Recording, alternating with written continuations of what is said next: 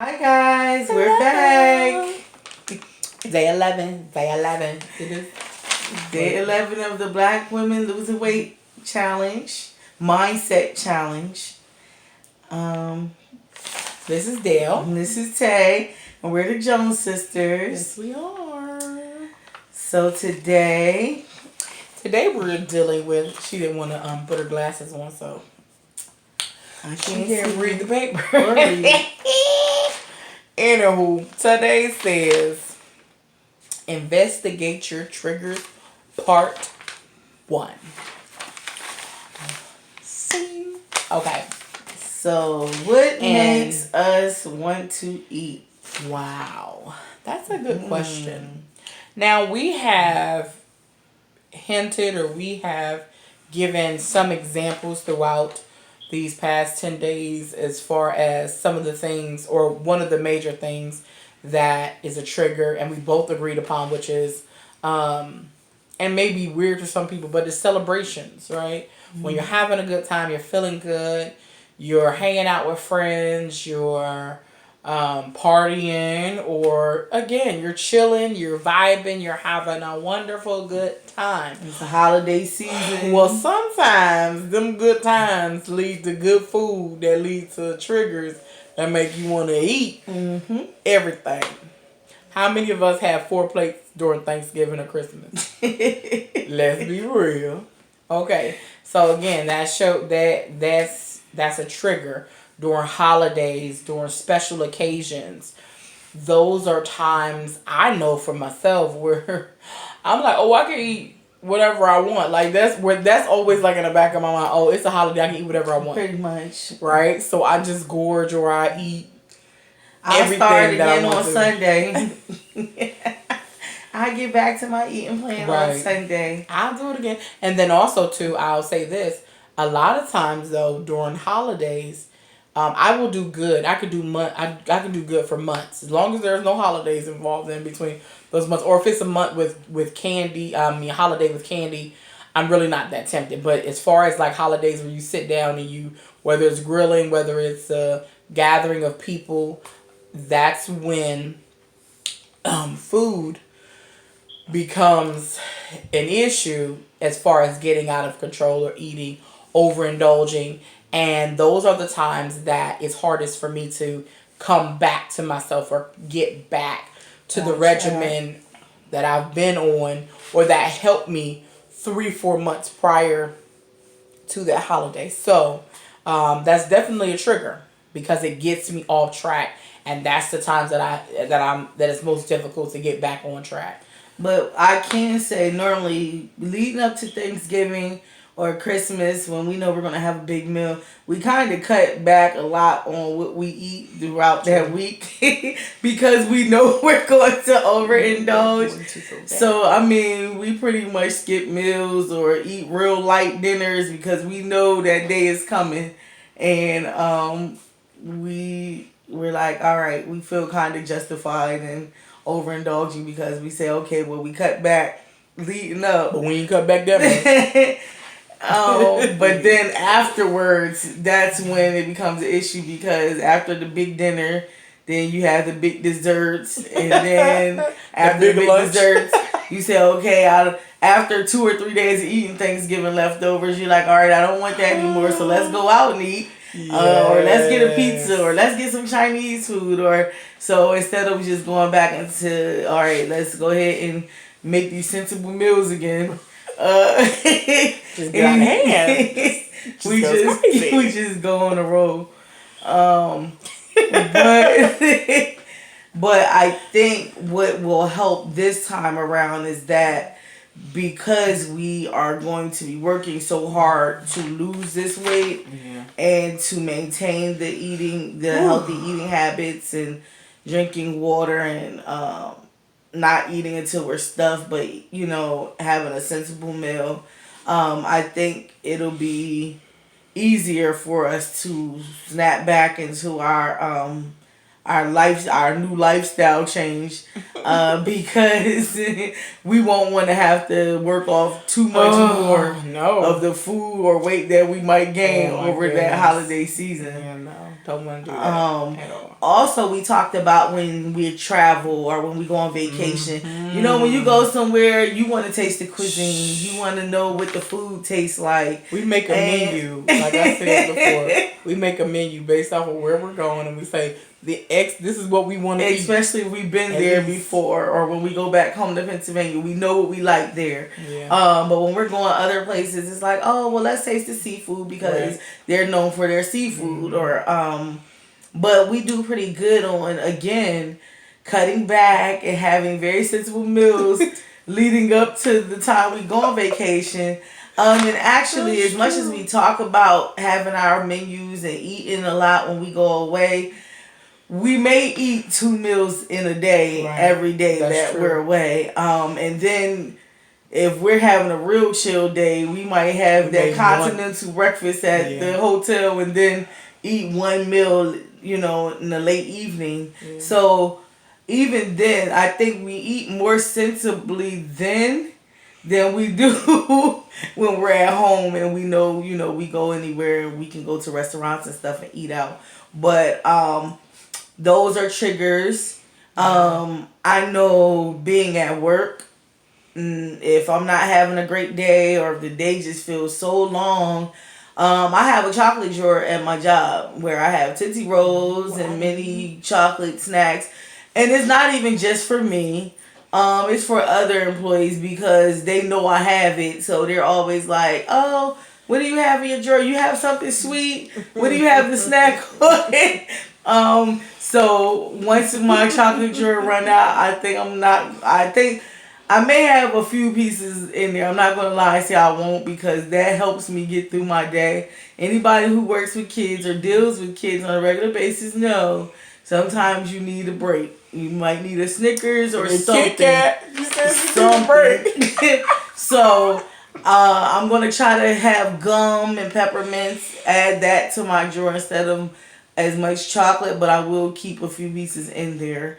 The funny thing is I had COVID at the beginning of this year and it helped me to lose about 20 pounds, which was lovely. And I said, okay, after not having taste for 7-8 days, and praying to God for my taste to come back so I could eat something because I literally was not eating anything because it tasted gross. I was like, okay, I'll start, I'll make a change from now moving forward. So I've been doing really well with just drinking water because prior to I was drinking soda and juice and sweet tea and lemonade and I said, okay, well, since I've been drinking water throughout this process, I'll continue to drink my water and cut back on my coffee intake and my sweet tea intake and don't go back to sodas and don't go back to juice as much. And so I've been doing really well with that. But I had it in my mind like, okay, if I could be at home and only eat 1 meal a day because the food was gross or have a cup of soup during lunch and maybe eat something for dinner. When I go back to work, I should be fine. I wasn't tempted to eat anything sweet because I couldn't taste it. Or if I ate it, it was gross, so I didn't want it. And so I thought, going back to work, it shouldn't be hard. After 3 days at work, I was down the street at Dunkin' Donuts getting a coffee and 2 donuts. And I was like, why am I getting this donuts? Like, I don't even really care for their donuts that much.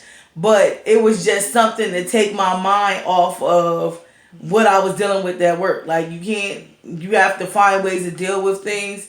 And so I realized that was my stress relief. Like, oh God, I can't wait to get off of work so I can go get a coffee and some donuts. Or on my lunch break, I'm about to go get some coffee and donuts. And so it's hard because it's literally like a 2-minute drive down the street from my job. So going to work, passing it, I have to make a mental note. Now that's probably when I meditate the most, like keep driving, because it's right there. And then leaving work, I'm going past it again. I'm like, keep driving. So those might be triggers. So then if I know that I'm going to have a nice dinner, or if I know that at school we're going to have a nice breakfast, I can say, okay, well, I know we're having this for breakfast. I won't miss the coffee and donuts so much. Or I know I'm having this for dinner, so I'm not tempted to stop there to get my favorite thing is the hash browns. So I'm like, I won't have to stop there to get the hash browns because I know I'm going to have something good for dinner.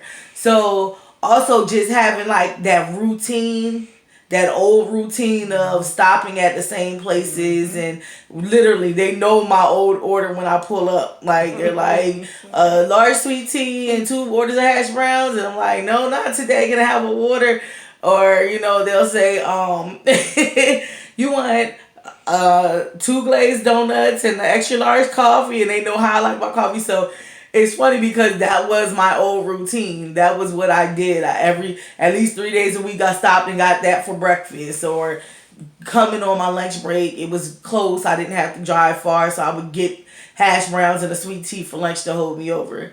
And so just breaking the bad habits that were already set in place, that's a trigger. Seeing a place that you really enjoy their food, that's a trigger.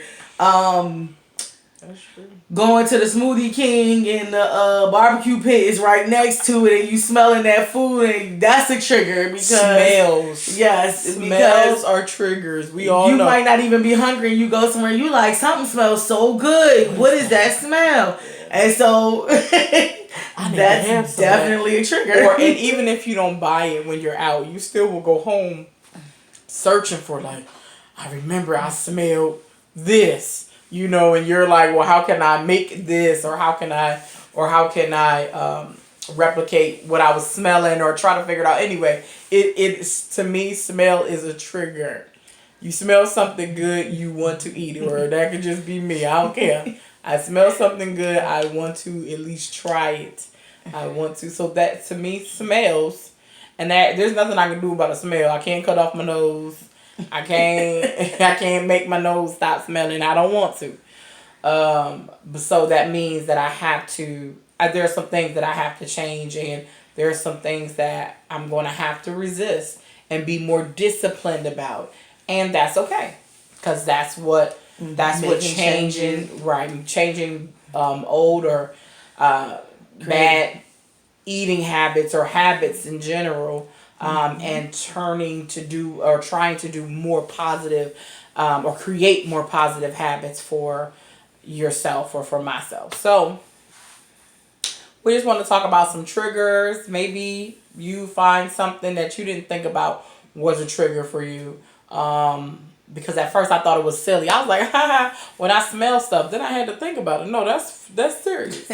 When I smell something, I really do be wanting it. We have literally gotten something to eat and smelled some food. Right. How, well, in Florida, a lot of people cook on the side of the roads. They have like their carts, their food trucks and stuff.